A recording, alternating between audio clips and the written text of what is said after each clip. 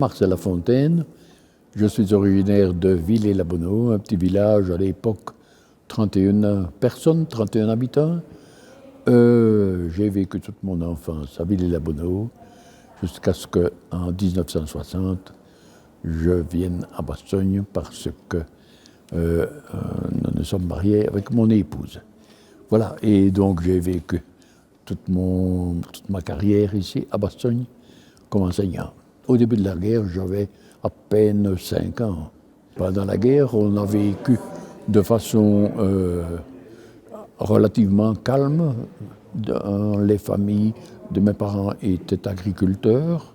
C'était une toute petite ferme et aussi un petit moulin. Mon papa devait aussi s'occuper du moulin. Le moulin, normalement, le moulin, il était plombé pour empêcher d'alimenter la population, mais papa se relevait la nuit pour déplomber et de façon à pouvoir quand même faire tourner le moulin en faveur des habitants. Donc la guerre a continué et le 10 septembre 1944, on a connu la première libération. Là, évidemment, dans le village où on était, et partout d'ailleurs, c'était vraiment l'explosion de joie extraordinaire. Toutes les maisons, quelle que soit leur dimension, toutes les maisons étaient couvertes de drapeaux. À l'époque, on n'achetait pas les drapeaux, mais on prenait des draps de lit que l'on teignait, et des draps de lit américains, anglais, etc. Et vraiment, c'était une explosion de joie. Et alors, les jours suivants, on a vécu, si vous voulez, on a vécu la différence entre ce qu'étaient les Allemands quand ils étaient partis. Ils ne disposaient de plus rien pratiquement, tandis que les Américains, eux, ils explosaient véritablement en surabondance. Presque une surabondance pour nous, qui nous paraissait un petit peu écœurante, puisque pendant la guerre, on avait vécu le rationnement, on ne pouvait pas manger tout ce qu'on voulait comme on l'entendait. Et puis alors, et le CSD, et pendant les jours qui ont suivi, les mois qui ont suivi, donc fin septembre, octobre, novembre, jusqu'au début décembre, eh bien, on a vécu un petit peu à l'américaine. À l'américaine, c'est-à-dire qu'on s'habillait comme les Américains. Bref, on vivait à l'américaine. Et puis un jour, le 16 décembre, à l'horizon sont apparus des rayons lumineux. Bon, on se demandait bien ce que c'était. Et puis, tout doucement, sont apparues les rumeurs. Il paraît qu'ils reviennent. Il paraît qu'ils reviennent. Ça, ce n'était pas possible, ça. Dans notre imagination, ce n'était pas possible. Quand on voyait la différence entre les Allemands le 10 septembre et les Américains après, la différence de force. Et si bien pendant 2-3 jours, on a vécu sans savoir véritablement ce qui se passait. Et finalement, il a bien fallu s'y résoudre, donc les Allemands étaient de retour. Ça a été la surprise totale, cette contre-offensive. C'était absolument surprise totale. On ne s'y attendait vraiment pas du tout. On ne pouvait pas imaginer que ce soit le retour des Allemands.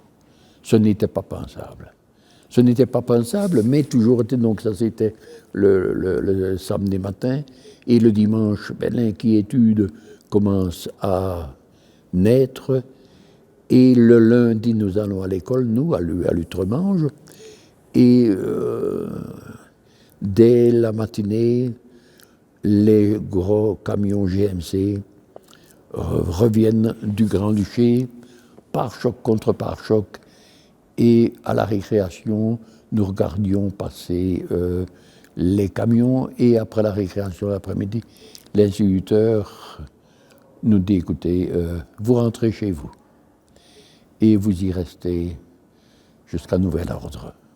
Je ne peux pas garantir votre sécurité et j'ai l'impression que l'instituteur, qui était originaire de Vielsalm, en savait peut-être plus que nous. Et nous sommes rentrés et le mardi matin, véritablement, on a commencé à vivre la tension, la pression, si vous voulez, véritablement de la possibilité du retour des Allemands. Le retour des Allemands, le mardi soir, les 4 premiers chars allemands étaient dans le village. Mais entre-temps, tous les jeunes gens de 16 ans étaient partis à vélo de peur de se faire reprendre par les Allemands et être envoyés en Allemagne comme prisonniers. Donc, tous les jeunes gens étaient partis, ont quitté le village. Voilà. Et puis alors a commencé véritablement l'offensive des Ardennes parce que c'est à ce moment-là, le mercredi, qu'on a entendu claquer les premiers coups de fusil. Et moi, je me souviens encore du premier coup de fusil, véritablement. Pendant toute la guerre, on n'avait pas entendu parler des coups de fusil, mais pour la première fois, c'est impressionnant, si vous voulez, mais dites-vous bien que je n'avais pas 10 ans à cette époque-là. Jusqu'au 28 décembre, nous avons continué à vivre dans notre maison à nous. Mais alors, le 28 décembre, dans l'après-midi, tous les Allemands étant partis, j'entends encore papa dire à maman, tiens, on va vite cuire un peu de pain, parce que on savait, le commerce n'existait évidemment plus. Et alors, un Allemand est venu prendre papa par l'épaule et l'a conduit à l'extérieur et lui a montré la maison qui était en train de flamber. Et là, en très peu de temps, à l'époque, il n'y avait pas de hourdi, tout était en bois. Eh bien, la maison a brûlé et nous avons dû quitter la maison dont il ne restait plus que les 4 murs extérieurs. Et là, nous sommes allés rejoindre des oncles à Villers, au village même, où se trouvaient déjà d'autres familles, la famille Garcia, entre autres. Et voilà, et jusqu'au 3 janvier, nous allons donc vivre dans cette cave, donc à une trentaine de personnes.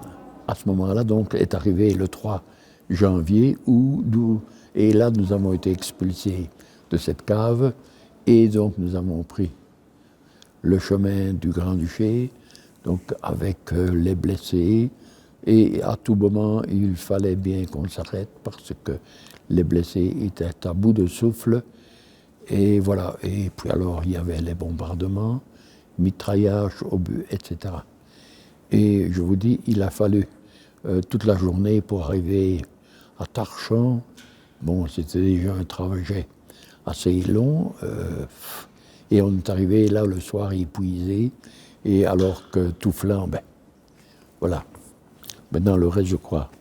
Hein, le lendemain, il va y avoir le trajet vers la Schlève d'Erenbach, où on va rester là pendant un certain temps. Mais à tout bout de champ, il fallait aller dans les caves. Et puis, les blessés souffraient. La maman Garcia est décédée en cours de route. Et les autres membres de la famille ont survécu très difficilement.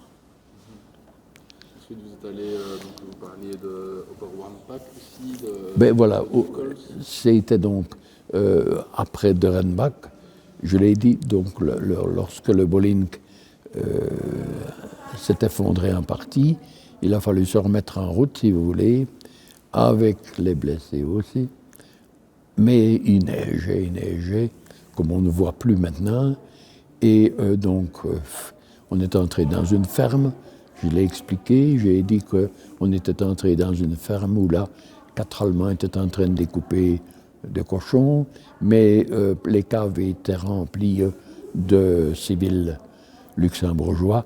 Je les entends encore prier. Je vous l'ai dit, n'est-ce pas, la prière, c'est le seul moyen, le seul recours qu'on a à ces moments-là. Donc nous sommes partis, et il neigeait, nous avons dû faire demi-tour. Et là, je vois encore, si vous voulez, on devait se planquer, et on était bloqué par la neige. Et à certains moments, on voyait les bombes américaines tomber. Mais on a dû faire demi-tour, on est revenu à la ferme, qui, elle, était détruite parce qu'elle avait reçu soit un obus, soit une bombe. Les 4 Allemands à l'entrée étaient décédés, étaient morts, étaient tués. Et bref. Mais l'agriculteur luxembourgeois a mis à notre disposition une étable dans laquelle nous avons pu nous réfugier. Pendant cette période, il y a le froid dont vous avez parlé, qu'on entend les vétérans américains parlent aussi énormément du froid, mais il n'y avait pas que ça, il y avait tout manquait en fait pendant quelques jours. Il y avait aussi la faim, je ne sais pas si... Absolument tout manquait, mais il se fait qu'on avait avec nous des hommes qui n'étaient plus en âge d'avoir fait leur service militaire, mais qui étaient encore en capacité de travailler. Et dès lors, ils allaient parfois voir dans une ferme ou l'autre, au Grand-Duché, et là, dans les fermes, se retrouvaient uniquement des épouses. Pourquoi? Parce que les hommes luxembourgeois avaient été faits prisonniers ou étaient partis en Allemagne, et dès lors, les dames luxembourgeoises étaient tout à fait d'accord d'accueillir les hommes de chez nous pour soigner le bétail, etc. Et dès lors, les hommes de chez nous pouvaient revenir, soit avec de la viande, soit avec du lait, etc.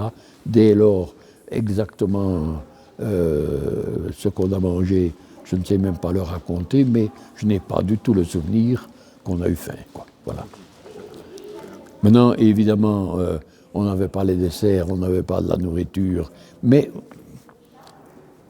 on n'a pas eu faim. Voilà. Très bien. Donc c'est principalement alors, le froid, et j'imagine que voilà, ce n'est pas une promenade de santé qui se faisait. Il y avait, vous parliez des obus qui... Évidemment. Et il y a aussi le contact proche avec les blessés. Est-ce que ça vous a marqué, ça, en tant qu'enfant? Évidemment. Ça, c'est clair, ça. Ça, c'est évident que... Et puis, on avait les enfants et ma petite sœur qui était toujours en pleurs. Voilà, ça, c'était terriblement souffrant, si tu veux, d'entendre cette peine. Et vraiment, elle ne pleurait pas parce qu'elle grinchait, non. Probablement qu'elle l'aura, en voyant l'incendie de la maison chez moi, qu'elle aurait été marquée psychologiquement. Et donc, elle l'a pleuré pratiquement tout le temps. Justement, si vous le souhaitez, est-ce que vous sauriez aussi parler donc, de ce drame familial que vous avez connu avec votre petite sœur Ma petite sœur a pleuré. Et puis, quand nous sommes rentrés à Villers-la-Bonneau, ramenés par les Américains dans notre village, chez moi, il était absolument impossible de rentrer dans notre maison puisque tout avait été brûlé et on était réfugiés chez les oncles. Et le soir, on mettait des matelas par terre et on dormait sur les matelas dans une salle à manger, et voilà, puis c'est tout. Jusqu'au jour où, à un moment donné, le dégel est arrivé, et dès lors le matin, il y avait une épaisseur d'eau au niveau du sol. Et là, évidemment, mes parents ont bien compris que ça ne pouvait pas durer, parce que maintenant, il y avait le risque de maladie. Il y avait, je l'ai dit, il y avait les cadavres humains, les cadavres d'animaux, les dangers, pollution de toutes les eaux, les dangers des mines, de toutes les munitions. Dès lors, pour nos enfants, il n'était pas question de mettre un pied hors de la maison. Et c'est comme ça que, finalement, mes parents ont trouvé le moyen de contacter je ne sais pas quelle autorité, mais qui nous a conduits donc à Arlon. Et ma petite sœur, qui pleurait en permanence, j'en ai parlé, eh bien là, elle a été directement acceptée à l'hôpital, c'était l'ISMA à Arlon, tandis que nous sommes allés dans un centre de réfugiés, mais avec une autre de mes sœurs, nous avons été ramenés à l'hôpital, étant dans une situation d'anémie qui nous faisait véritablement courir des grands risques vitaux. Et nous entendions pleurer notre petite sœur jusqu'à ce qu'un jour, avec ma sœur qui était à côté de moi, à l'hôpital, eh bien, on ne l'a plus entendu pleurer et on s'est bien douté que quelque chose, et papa et maman sont arrivés pour nous expliquer, évidemment, pour nous dire que notre petite sœur était décédée. Voilà. Est-ce qu'il faut du temps pour pardonner? Est-ce que c'est quelque chose d'un peu plus philosophique comme question, mais est-ce que le pardon est la voie obligatoire pour une vie plus apaisée? Mes parents ne nous ont jamais éduqués à la rancune, à la violence. Chez nous, ce qui était important, c'était d'abord en famille, vivre en paix. Et on comprenait même bien que pour certains Allemands qu'on avait vu venir chez nous pendant l'offensive, ils avaient 16-17 ans et on comprenait quand même bien que pour eux, la vie ne devait pas être simple, même s'ils étaient des opposés. Et c'est ainsi que je me souviens très bien que, par exemple, après l'offensive, alors que les Allemands étaient tous des prisonniers, évidemment, eh bien, il fallait les occuper, il fallait leur donner du travail.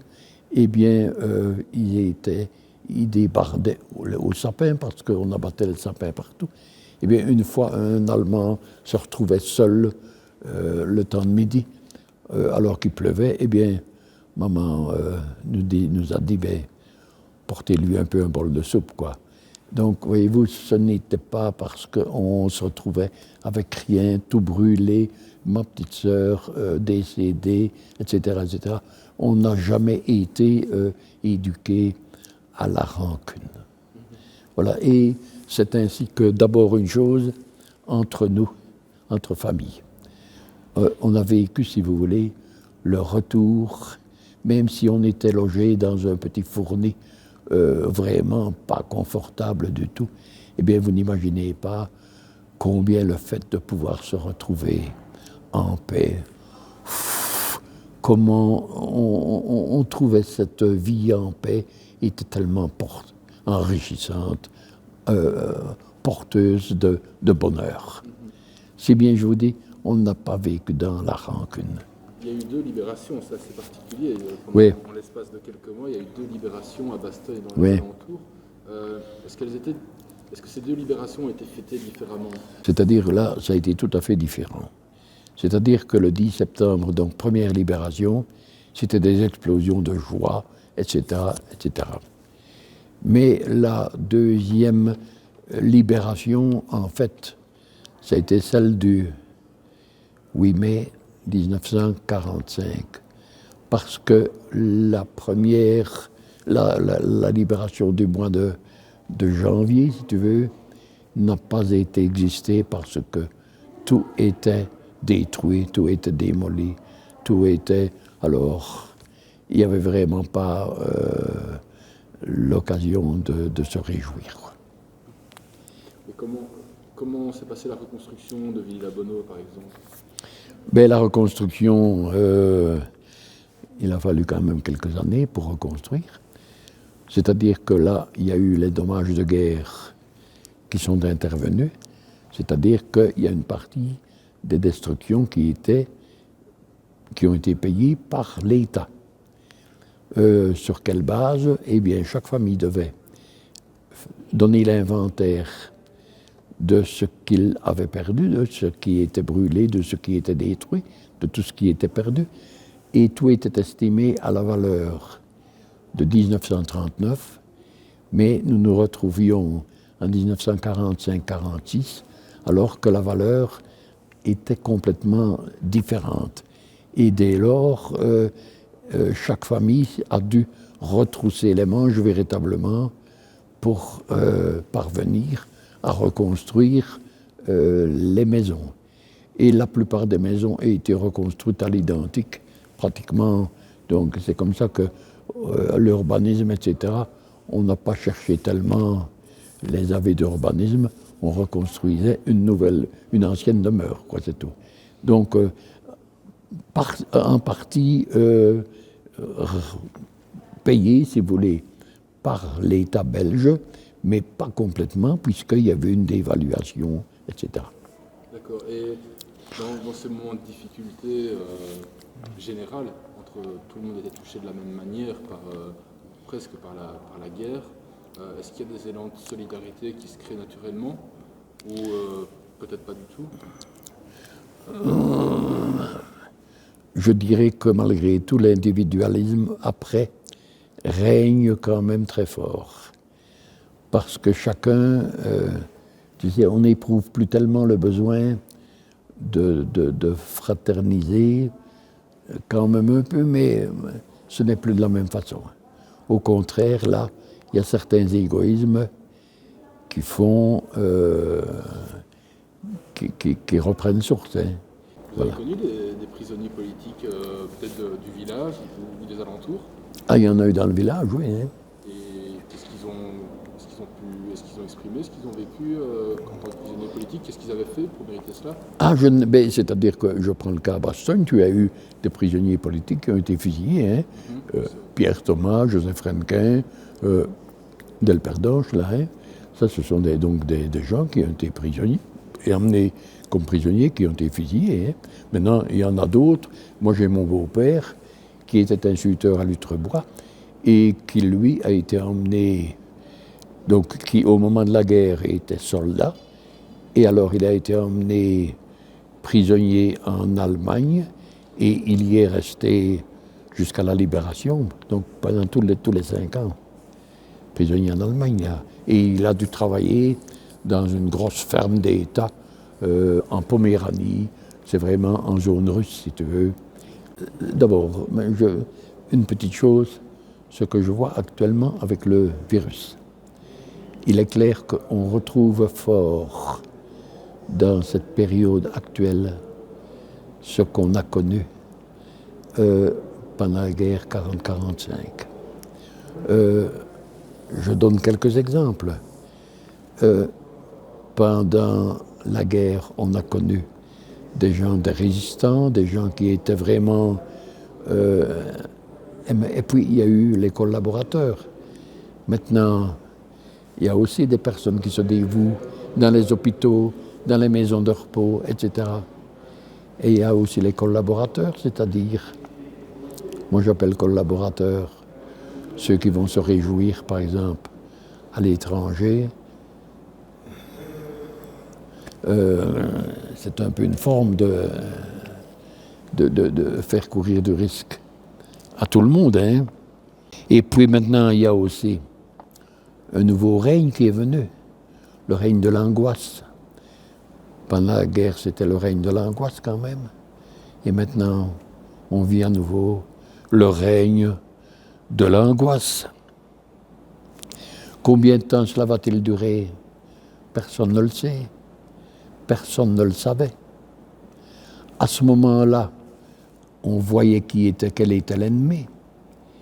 Mais aujourd'hui, l'ennemi, on n'en connaît rien, je dirais.